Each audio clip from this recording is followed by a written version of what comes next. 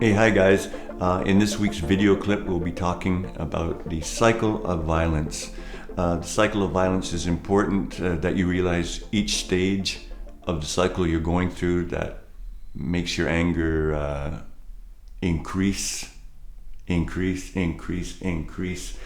you don't stop the cycle, you'll lose control completely and you become very violent. Another very important thing about understanding the cycle of violence is you'll understand when you should take a timeout or a reset. The cycle of violence has 8 stages.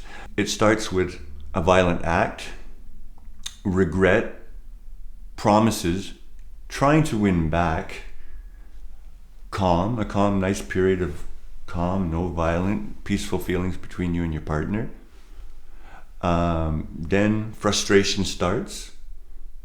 Because you were in a calm period, you don't want to talk, so frustration accumulates and accumulates and accumulates, and suddenly, pow! The frustration hits, you're hostile, and the violence starts again. As you can see, the cycle of violence is a negative cycle, and it has to be understood and replaced by a positive cycle. A positive cycle would look more like calm, thinking about what's happened. If frustration happens, a timeout or a reset. Reconnecting with your partner, and finishing with good communication.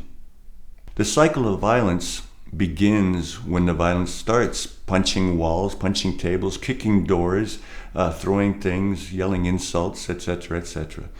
After your violent act, the next section of the cycle of violence is the regret. You'll look around and what you've done, what you've said, the reaction of your children, the reaction on the face of your wife, and you'll be feeling regrets. After the regret period and the dust has fallen, you'll start your promise phase.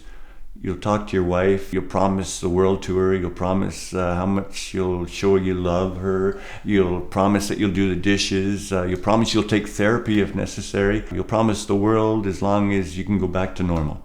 After the promises, you'll go into the win-back mode, where you will actually work on what you promised. You will do the dishes, you will help the children with the homework, you will take the garbage out, you will listen to your wife, and this leads into the nice calm period. Almost honeymoon, but not quite, but a nice calm period where everyone is more or less getting along. You're doing your chores, your wife is listening to you a little bit, and you think, wow, this is okay, this is great. But as we know in life, frustrations start to happen. Shit happens in life all the time. But you want to keep in the calm period, so you hold back. You're getting frustrated, things are happening, problems at work.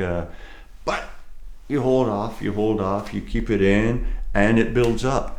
And suddenly the frustrations become a period of accumulation of frustrations.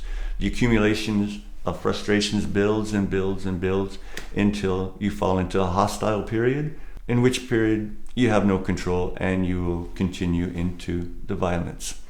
After the hostility and the new violence, you will fall into the same cycle of regrets and promises, win back, etc. You're going to go around the circle,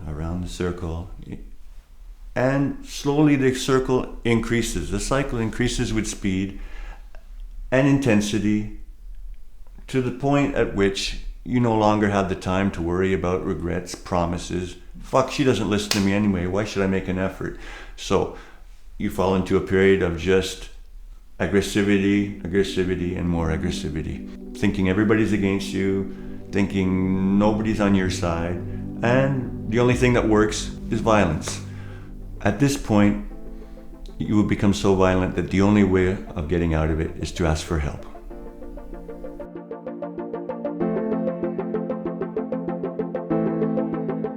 By watching this video, I hope you will become aware of how once you start using violent behaviors, you will enter the tunnel of violence. The tunnel of violence starts with a trigger, something that activates your emotions, perhaps makes you angry, can possibly lead to violence. At this point, you will either become fully violent or you can decide to take a time out. The tunnel of violence is a series of entry points which progressively gets worse if you cannot stop. The first door is psychological violence, which usually is a way of trying to control your partner. Many actions are hard to detect and may be nonverbal. Aggressive looking body language, not speaking, or speaking but condescending, sarcastic, putting down. Without taking a time out, all triggers will bother you and you will easily be led into the second door of the tunnel of violence. The second level is verbal. When you no longer just are sulking in the corner or putting your partner down, you become out and out, aggressively verbal, negative, saying negative things, how she looks, how she acts, about her friends, just to give yourself a feeling of control in a situation. If you do not take a time out, you will possibly go to the next level of the cycle. The next level of the cycle is objects. This is when yelling and screaming is no longer enough and you have to start throwing. You throw your cell phone, you throw a plate, you kick doors, you make everybody in the room afraid of you. Everybody has to walk on eggshells to be around you, and you are out and out scary. After the point of throwing objects and screaming, often guys say, I would never hit a girl, I would never hit my children. But this is the tipping point. You can either search help, you can take time outs, or you fall into physical violence. There's a very fine line between kicking the door and kicking the dog and then kicking your wife, hitting your wife, pushing her down. Once you have reached physical violence, this is a tipping point. If you do not look for help, ask for help, you can fall into the deepest part of the tunnel of violence. This is homicide or suicide. As I mentioned earlier, you probably said you've never wanted, you never could, you never would hit your wife, you never hurt your children. And you probably thought the same thing about suicide or homicide. But an accumulation of debt that's uncontrollable, accumulation of people knocking on your door from the DPG, feeling absolutely powerless. The only way you can find power and control is through homicide and suicide. So it is very important, very, very important that once you have reached physical, you must ask for help. On the image on the screen that represents the tunnel of violence, you will see sexual written obliquely across the entire image. When we think of the sexual violence, we think of rape, the extremities of it, but in reality, as in all types of violence that we have seen, from psychological all the way up to physical and to homicidal, sexual violence is incorporated throughout. You might not realize it, but being angry with your partner and withholding sex is another form of sexual violence. Forcing her to do something she doesn't want to do is sexual violence. Commenting on how she's dressed, calling her a slut, degrading, condescending, it's all a part of sexual violence. So I hope this has helped you to understand the tunnel of violence and the importance of learning to use the reset or the time out. Have a good week, guys.